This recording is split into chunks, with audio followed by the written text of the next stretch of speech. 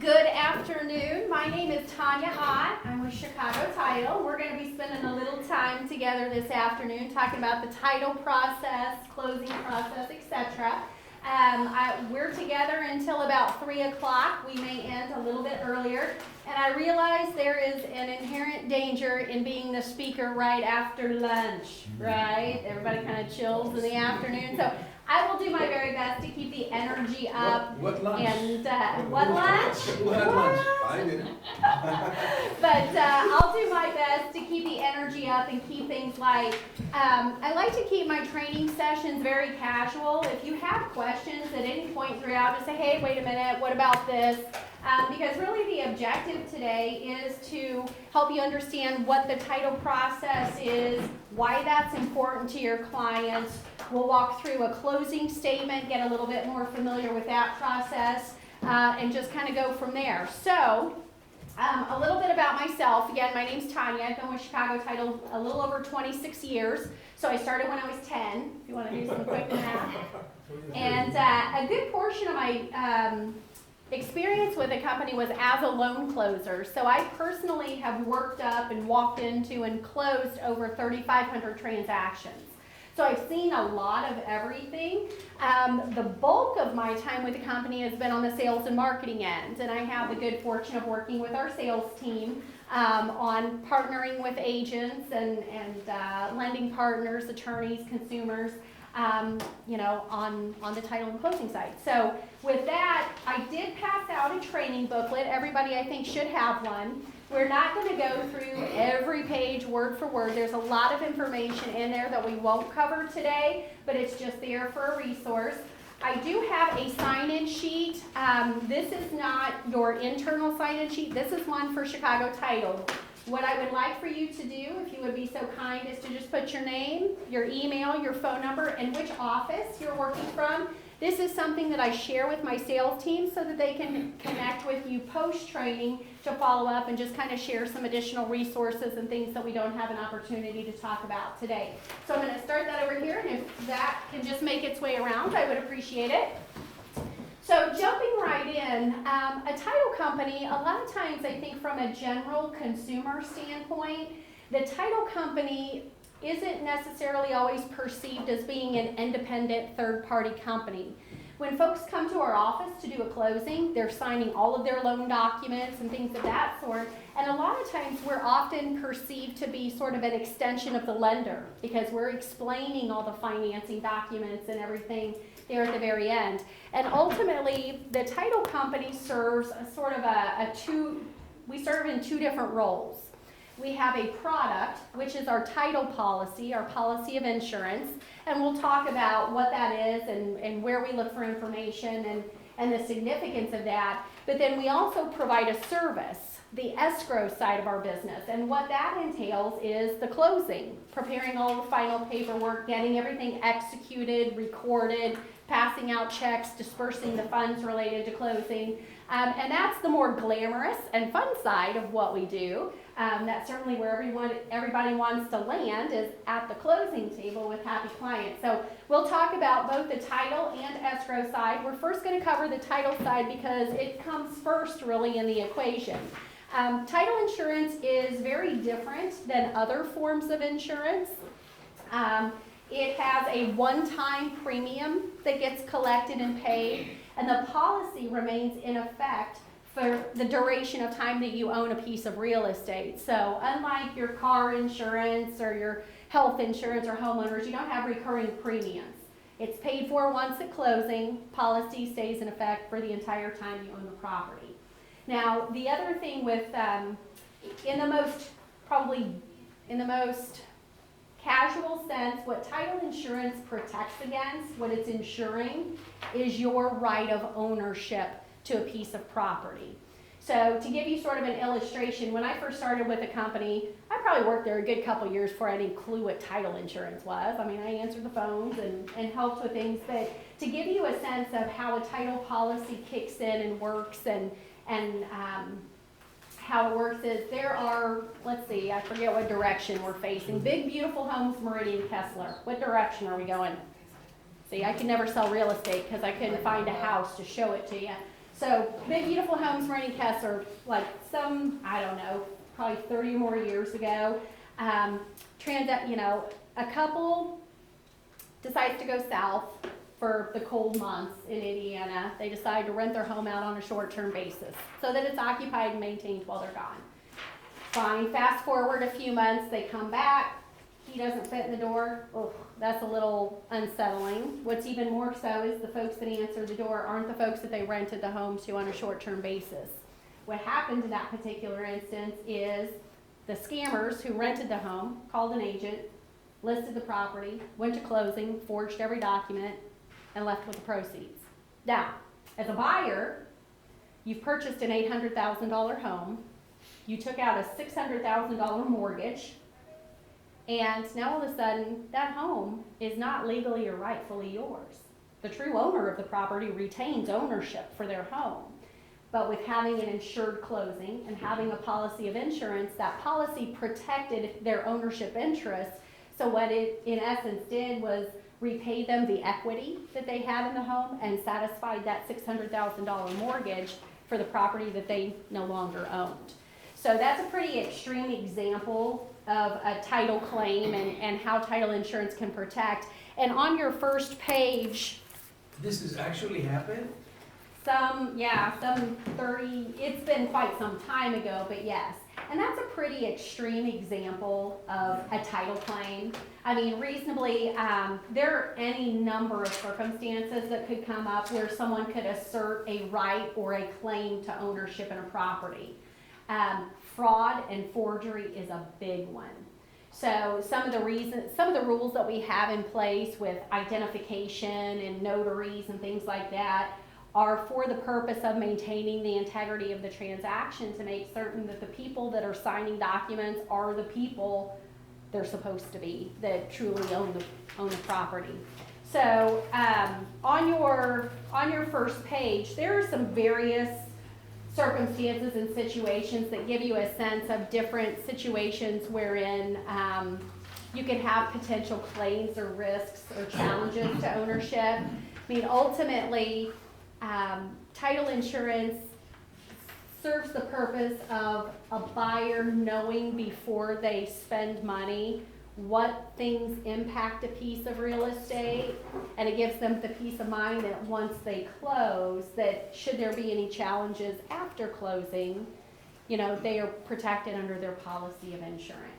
So that's kind of how it works. Now, title insurance, there are generally two policies that are issued at closing. One is called an owner's policy, and that policy, the amount of the policy matches your sales price on your purchase contract.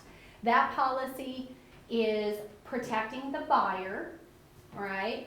And typically, the party that pays for the owner's policy is in most cases the seller. It's customary in our particular market that the seller provide the owner's policy of title. It can be negotiated differently. That's just simply a market norm. Now, the other policy that's commonly issued at closing is called a loan policy or a lender policy. Sometimes it's called simultaneous issue. And the purpose of that policy is to ensure the mortgage company that's extending financing in the amount of their loan. So that's a separate policy issued to protect the mortgage company only. It doesn't serve any purpose for the borrower. And for any lender that's loaning $100,000 or $50,000 or $250,000, that protects the amount of money that they're loaning in terms of the collateral that they're holding for the loan.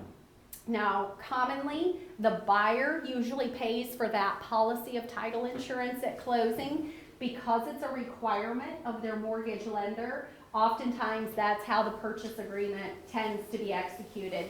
And you'll note when you look in your purchase contracts in the title section, there are boxes to check who's paying for which policy. And commonly you see the sellers pay the owners, buyer pay the loan policy. The loan policy is the lesser of the two.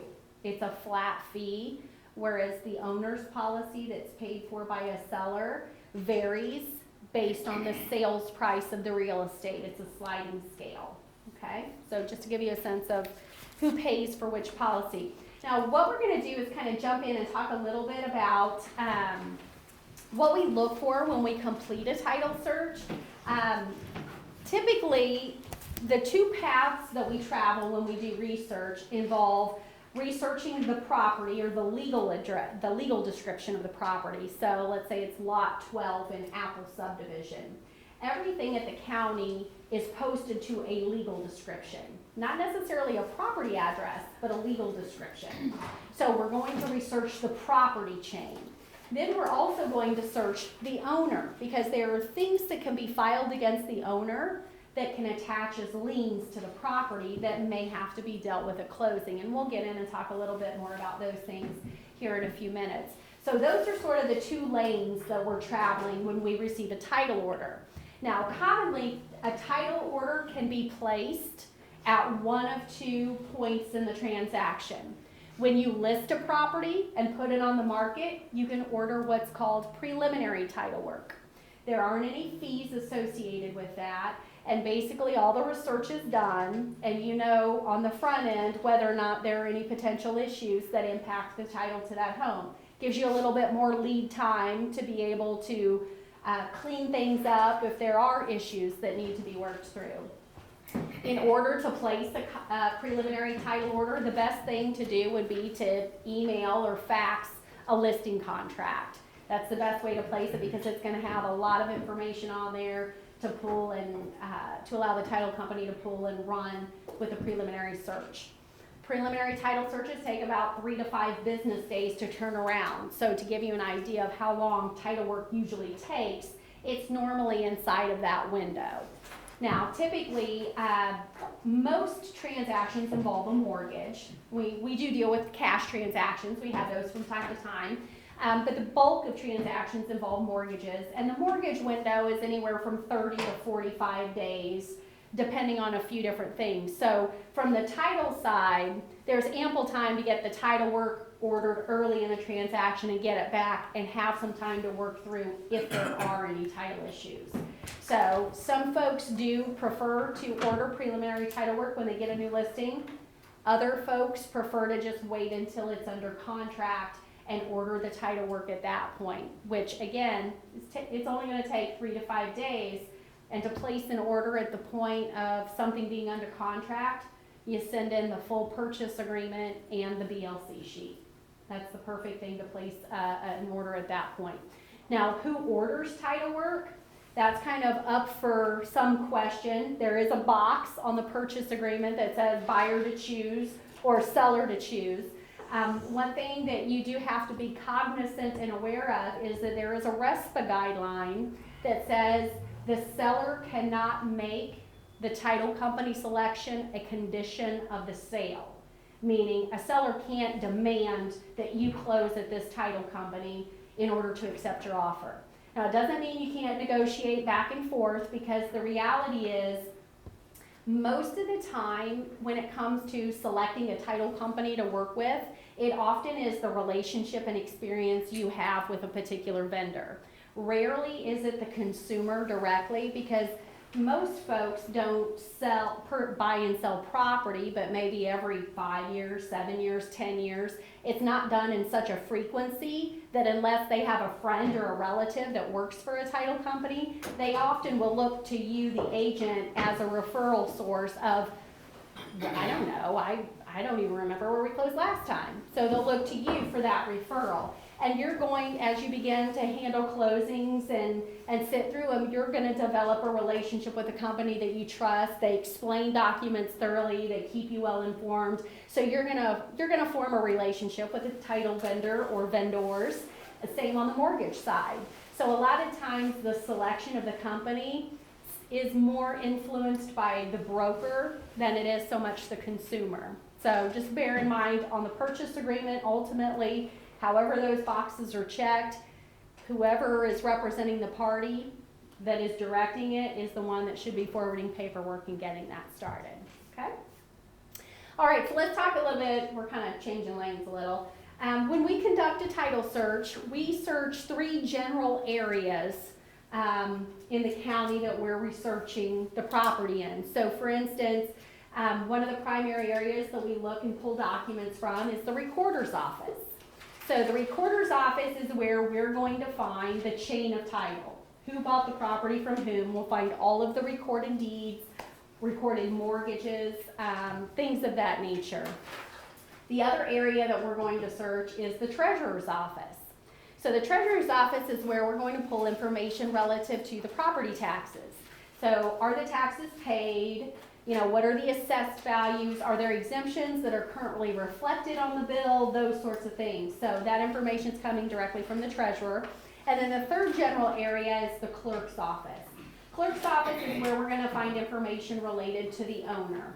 So that if there is a divorce, federal or state tax liens, judgments, things of that nature. All of those things are things that can attach to the real estate that have to be dealt with prior to closing.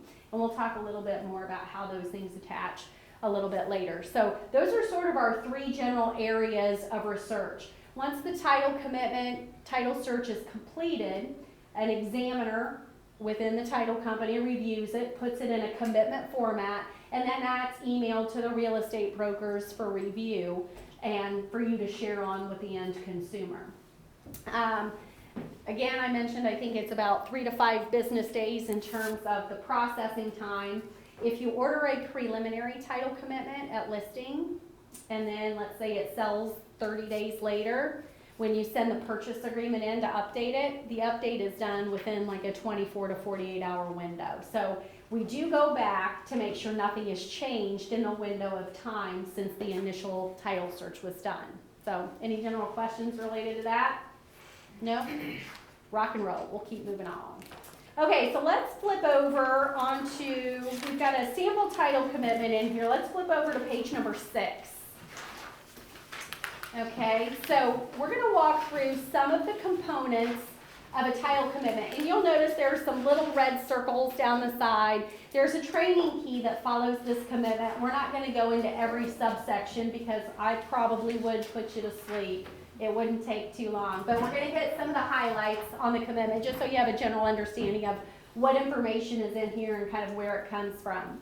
So the first thing I'm going to make mention of is item number 2, the little circle 2 next to the effective date. The significance of what that date represents is the date through which the records are posted and available for public viewing through the county. So for instance, what's today? Today's January 10th. All right. So for Marion County, so if you're selling if you write an offer on a property in Indianapolis and you give me a title order today, in Marion County there are records that are available through November 30th. So, okay, well, if you're selling it today, then what in the world could be filed from November 30th up through January 10th? We don't know because the information isn't available. That window of time is called a gap period. And when you have an insured closing with a licensed title or escrow company, and your buyer is getting a policy of insurance, that gap period is insured. The buyer is protected. Even though we have no idea, and we can't research that because it's not information available, the buyer is still protected under their policy of insurance. Now, that's not a get out of jail free card for a seller to run out and take out an equity line, take out an equity line of credit, pull out some money and not tell anybody. Have we had that happen? Yes. And we pursue the sellers in that case. I mean, if you're going to take out a mortgage 2 weeks before closing, chances are we're not going to see that. We're not going to know because the information isn't available. But as a seller at closing, all title companies require you to sign a vendor's affidavit. And that vendor's affidavit says, hey, a title search has been run on this property. You're verifying certain information. You're also verifying that you're not aware of any matters that were not reflected on the commitment, etc. So there's some culpability there in terms of the seller being truthful and forthright that they don't have any knowledge of anything happening within that window of time. And that's what gives the title company a little added comfort in terms of being able to provide insurance during that window. Every county is a little bit different in terms of how far back the effective date is. Marion County is obviously a huge county, so there are thousands of documents that come in to be placed of record, so it's just a matter of manpower, really, in terms of getting everything posted. For instance, Hamilton County, their effective date is December 24th. So you can see that they have a much shorter, tighter window of documents that haven't been posted yet. Okay, let's move on and talk a little bit about item number 3, which on our example is the proposed insured. So the proposed insured is our buyer, okay? And in this case, our buyer's name is Anita Gooddeal. Don't we all need a good deal? So the significance of the buyer's name is that it's pulled directly off page 1 of your purchase contract. So when you fill out a purchase agreement, that line 1, because it's usually typed or printed very neatly, that's where the information is pulled for us to open a title order. A lot of times that's what the lender is using to do all the loan docs.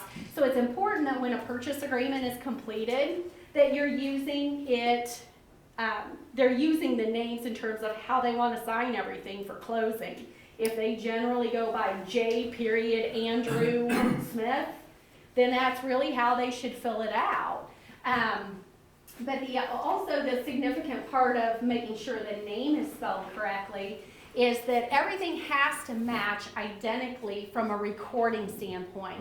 So if I record a deed, Tanya L. Ott, I can't record a mortgage, Tanya Ott and Brad Ott. Everything has to match verbatim in the county records. And sometimes we may get into a situation where, let's say that someone doesn't qualify from a credit standpoint. Let's say you have 2 people, whether they're husband and wife or not husband and wife, but you've got 2 people that want to purchase a property, but one of them doesn't qualify to be on the loan. There are a couple of different scenarios. Some lenders will allow for a non-borrowing spouse. So in a situation where people are married, some lenders will allow for a non-borrowing spouse to be on the mortgage document so that that person can also hold title to the property. When you're on the mortgage, that doesn't obligate you to pay back the money. What obligates you to pay back the money is your name being on the note, because the promissory note is the promise to repay the obligation. The mortgage document just makes it of record publicly that they're holding this property as collateral for repayment.